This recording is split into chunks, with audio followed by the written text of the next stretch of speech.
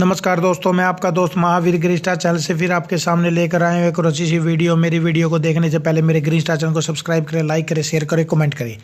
तो दोस्तों शुरू करते हैं आज की video. Very important BA 5th semester history के नोट्स, यूनिट 3 क्वेश्चन 3। इससे पहले मैं फर्स्ट सेकेंड यूनिट के सभी क्वेश्चनों की वीडियो बना चुका हूँ। तो दोस्तों शुरू करते हैं आज की वीडियो ज़्यादा समय न लेते हुए। अगर वीडियो पसंद आएगी, अगर इसकी PDF फाइल चाहिए तो लास्ट में बताऊंगा कहाँ से मिलेगी दोस्तों। तो वीडियो को शुरू से अंत तक जरूर देखिएगा। तो क्वेश्चन है, इंग्लैंड में औद्योगिक क्रांति के प्रभावों का वर्णन करें। प्रभाव की क्रांतियों ने सदा ही विश्व इतिहास में एक नया मोड़ उपस्थित किया है। औद्योगिक क्षेत्र में होने वाली इस क्रांति ने भी मानव सभ्यता और संस्कृति को व्यापक रूप से प्रभावित किया। इससे न केवल एक नया दृष्टिकोण ही प्रस्तुत किया, बल्कि संसार भर में राजनीतिक उथल पुथल भी ला दिया। इस क्रांति के प्रभाव अत्यंत व्यापक, दूरगामी, स्थायी सिद्ध हुए। औद्योगिक क्रांति के इंग्लैंड में पड़े प्रभावों का वर्णन निम्नलिखित इस प्रकार है दोस्तों। सबसे पहला औद्योगिक क्रांति के प्रभाव, पहला है आर्थिक प्रभाव। आर्थिक प्रभाव में है इंग्लैंड के राष्ट्रीय धन में वृद्धि। की औद्योगिक क्रांति के परिणाम स्वरूप इंग्लैंड और अन्य औद्योगिक राष्ट्रों के राष्ट्रीय धन में बहुत ज़्यादा वृद्धि हुई। परिणाम स्वरूप इन देशों का अंतर्देशीय और विदेशी व्यापार काफ़ी बढ़ गया। व्यापार की वृद्धि के कारण ये देश अत्यंत संपन्न और समृद्ध हो गए। औद्योगिक क्रांति सबसे पहले इंग्लैंड में हुई थी, अतः विश्व भर के व्यापार पर इसका नियंत्रण स्थापित हो गया। सेकंड है रहन सहन के स्तर का ऊंचा होना। कि मशीनों द्वारा दैनिक उपयोग की वस्तुएं बड़ी मात्रा में सस्ती और अच्छी बनने लगी। यातायात की सुविधा के कारण बाहर के देशों से आवश्यक वस्तुएं और अनाज आने की सुविधा हो गई। इस प्रकार आवश्यक वस्तुएं सुलभ हो गई और अब देश में अकाल का भय समाप्त हो गया। लोगों की आय में भी वृद्धि हो गई, अतः इसकी क्रय शक्ति बढ़ गई और इन कारणों से लोगों का रहन सहन, जीवन स्तर ऊंचा हो गया तथा आनंद की वृद्धि हुई। थर्ड है कृषि का विकास।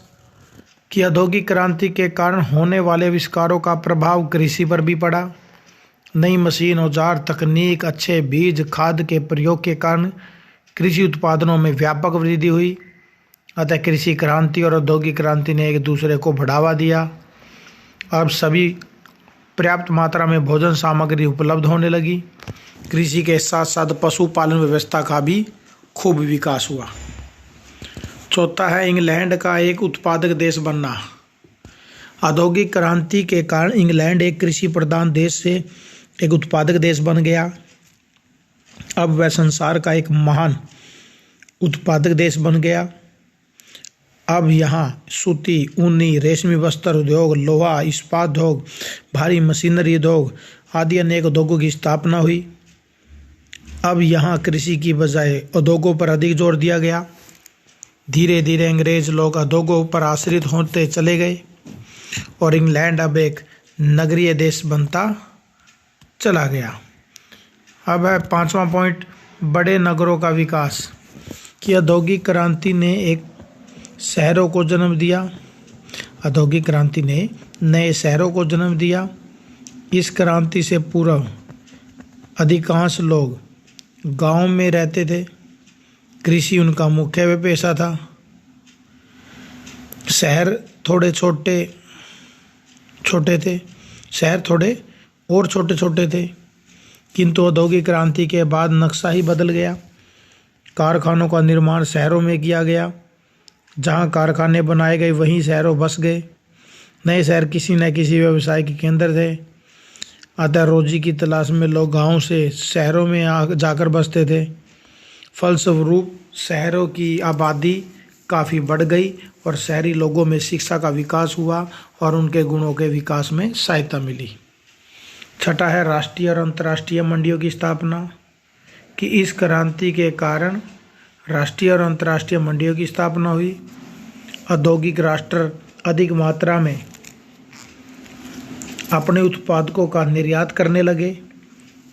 औद्योगिक क्रांति के कारण वस्तुओं का निर्यात तेजी से और इतनी अधिक मात्रा में होने लगा कि उन्हें विश्व के कोने कोने में भेजा जाने लगा। इस प्रकार अंतर्राष्ट्रीय मंडियों की स्थापना हुई और यही मंडियां धीरे धीरे उपनिवेशों का रूप धारण कर गई। अब आता है सामाजिक प्रभाव। सबसे पहला है जनसंख्या में वृद्धि, कि औद्योगिक क्रांति के कारण इंग्लैंड की जनसंख्या में बहुत तेजी से वृद्धि हुई। औद्योगिक क्रांति के कारण मनुष्य की मूल आवश्यकताएं पूरी होने लगी, मृत्यु दर भी काफ़ी कम हो गई, आवश्यक वस्तुओं का मूल्य काफ़ी कम हो गया, जिसके कारण साधारण आदमी भी ने खरीद कर उनका आनंद ले सकता था। सेकंड है नवीन सामाजिक वर्गों का उत्थान। कहते हैं औद्योगिक क्रांति के कारण छोटे किसानों का अंत हो गया। अब वे कारखानों में मजदूर बनकर रह गए। उनकी व्यक्तिगत स्वतंत्रता का अंत हो गया। वे अपने मालिकों पर पूर्ण रूप से निर्भर थे। इस प्रकार पूंजीपतियों द्वारा मजदूर वर्ग के शोषण की कहानी शुरू हुई और औद्योगिक क्रांति ने 3 नवीन सामाजिक वर्गों को जन्म दिया: पूंजीपति वर्ग, मजदूर वर्ग, शिक्षित वर्ग, मध्यम वर्ग शिक्षित। थर्ड है गंदे नगर। यद्यपि वो औद्योगिक क्रांति के कारण बड़े बड़े नगरों की स्थापना हुई, परंतु नगर योजनाबद्ध नहीं थे। लोग अपनी मर्जी से कारखानों में मकान बना लेते थे। उनमें सफाई, रोशनी, शुद्ध वायु आदि का उचित प्रबंध नहीं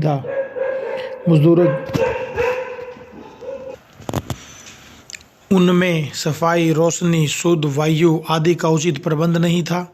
मजदूरों की झोपड़ियाँ और भी गंदी थी। इस प्रकार शुरुआत में नगरों में गंदगी बढ़ती गई। चौथा है वर्ग संघर्ष का प्रारंभ, कि औद्योगिक क्रांति ने मजदूर और पूंजीवाद को 2 वर्गों को जन्म देकर वर्ग संघर्ष का प्रारंभ कर दिया। दोनों वर्ग एक दूसरे से बहुत भिन्न थे। दोनों की स्थिति और शक्ति में महान अंतर था। पूंजीपति धनवान थे और वे मजदूरों पर काम पर रखते थे और अनेक प्रकार से मजदूरों का शोषण करते थे। धीरे धीरे मजदूरों को अपनी दुर्दशा और वास्तविक स्थिति का ज्ञान हो गया। फलस्वरूप पूंजीपतियों और मजदूरों में संघर्ष शुरू हो गया। 5वां है भोग विलास में वृद्धि और नैतिक पतन, कि औद्योगिक क्रांति के परिणाम स्वरूप भोग विलास की वस्तुएं भारी मात्रा में बनने लगी। लोगों की आय में वृद्धि के फलस्वरूप भोग विलास में वृद्धि हुई। इसके साथ साथ धन के महत्व और लालच में भी खूब वृद्धि हुई और इसके कारण लोगों का चारित्रिक पतन हुआ और लोग जुआ, शराब, सिगरेट, वासना आदि बुराइयों के आदी हो गए। अब आता है तीसरा पॉइंट दोस्तों, इसका राजनीतिक प्रभाव, और इसके अंदर पहला पॉइंट है संसदीय सुधार, कि औद्योगिक क्रांति के कारण इंग्लैंड के दक्षिणी भाग के नगरों का पतन होने लगा। आरंभ में भूमिपतियों ने मध्यम वर्ग की संसदीय सुधार की मांग का विरोध किया, परंतु धीरे धीरे यह मांग इतनी प्रबल हो गई कि इंग्लैंड इसकी उपेक्षा न कर सकी। अतः 19वीं शताब्दी में अनेक संसदीय सुधार हुए। इन सुधारों में सबसे पहला सुधार अधिनियम 1832 जनसंख्या के अनुसार निश्चित करना था। 1867 ईस्वी में नगरों में रहने वाले मजदूर और 1884 में ग्रामीण मजदूरों को मताधिकार दिया गया और इस प्रकार औद्योगिक क्रांति के कारण यहाँ संसदीय सुधार के माध्यम से यहाँ जनतंत्र का विकास हुआ। सेकंड पॉइंट है पूंजीवाद का आरंभ, कि औद्योगिक क्रांति के कारण आर्थिक शक्ति का संकेंद्रण कुछ थोड़े से व्यक्तियों के हाथों में हो गया। इसी से औद्योगिक पूंजीवाद का जन्म हुआ। इस व्यवस्था में धन का स्रोत पूंजीपतियों के हाथों में आ गया। वे अपनी पूंजी बढ़ाने के लिए जी जान लगाकर परिश्रम करने लगे। पूंजी बढ़ाने के लिए अंतर्राष्ट्रीय व्यापार को प्रोत्साहन मिला। शासन का केंद्रीयकरण एवं राष्ट्रीयता की भावना का विकास पूंजीवाद की देन मानी जाती है। पूंजीवाद की देन मानी जाती है। थर्ड है व्यक्तिवाद का उदय, कि औद्योगिक क्रांति के कारण इंग्लैंड में व्यक्तिवाद का उदय हुआ। इसके कारण कुलीन अभिजात्य वर्ग के गौरव की समाप्ति हुई। श्रमजीवी जमींदार के शोषण से मुक्त हो गए। नए उद्योग केंद्रों में मजदूरों की स्थिति पहले से बहुत अच्छी हो गई। वे अपने बच्चों को अब अच्छी शिक्षा दिलवा सकते थे। अपनी मेहनत से खुद छोटे मोटे पूंजीपति बन सकते थे। इस प्रकार औद्योगिक क्रांति से व्यक्ति का महत्व बढ़ गया और लोगों की व्यक्तिगत स्वतंत्रता भी बढ़ गई। राष्ट्रीयता व अंतर्राष्ट्रीयता का विकास, चौथा पॉइंट, कि औद्योगिक क्रांति से राष्ट्रीयता और अंतर्राष्ट्रीय की भावना का विकास हुआ। इस क्रांति के कारण औद्योगिक देशों में रेलवे, भाप इंजन, डाक, तार व्यवस्था का विकास हुआ। परिणाम स्वरूप देश के भिन्न भिन्न भाग राजनीतिक एकता के सूत्र में बंध गए। इसी एकता ने लोगों में राष्ट्रीय भावना का विकास किया। इसके साथ साथ औद्योगिकरण देश कच्चे माल की प्राप्ति और तैयार माल की खपत के लिए अन्य देशों पर निर्भर हो गए। राष्ट्रों की इस पारस्परिक निर्भरता के कारण अंतर्राष्ट्रीयता की भावना का विकास हुआ। पांचवा पॉइंट है उपनिवेशवाद और साम्राज्यवाद का जन्म, कि पूंजीवाद के विकास के कारण ही उपनिवेशवाद और साम्राज्यवाद का उदय हुआ। कारखानों के लिए कच्चा माल व तैयार माल को बेचने के लिए दूसरे राष्ट्रों की खोज शुरू की। चूँकि औद्योगिक क्रांति इंग्लैंड में सबसे पहले आई थी, तो उसने समस्त विश्व के बाजारों पर कब्जा कर लिया, किंतु जल्दी ही अन्य यूरोपीय देशों के इंग्लैंड के प्रतिद्वंदी बन जाने से एशिया, अफ्रीका और लैटिन अमेरिका को इन देशों ने अपने उपनिवेशों, प्रभाव क्षेत्रों, राजनीतिक प्रमुख क्षेत्रों में बांट दिया। इस प्रकार उपनिवेशवाद और साम्राज्यवाद का उदय हुआ। तो दोस्तों, आज की हमारी वीडियो यहीं समाप्त होती है। मैं आशा करता हूँ मेरे द्वारा दी गई जानकारी आपको अच्छी लगी होगी। वीडियो पसंद आए तो लाइक, शेयर, कमेंट करना मत भूलें। चैनल को सब्सक्राइब करें, चैनल के साथ जुड़ जाएं, अपने और दोस्तों को भी शेयर करें। अगर इसकी PDF फाइल चाहिए तो मेरे व्हाट्सएप पर मैसेज करें। पूरे के पूरे नोट्स की आपको PDF फाइल मिल जाएगी। फिर मिलते हैं दोस्तों नेक्स्ट वीडियो में नेक्स्ट टॉपिक के साथ। जय हिंद, जय भारत, धन्यवाद दोस्तों।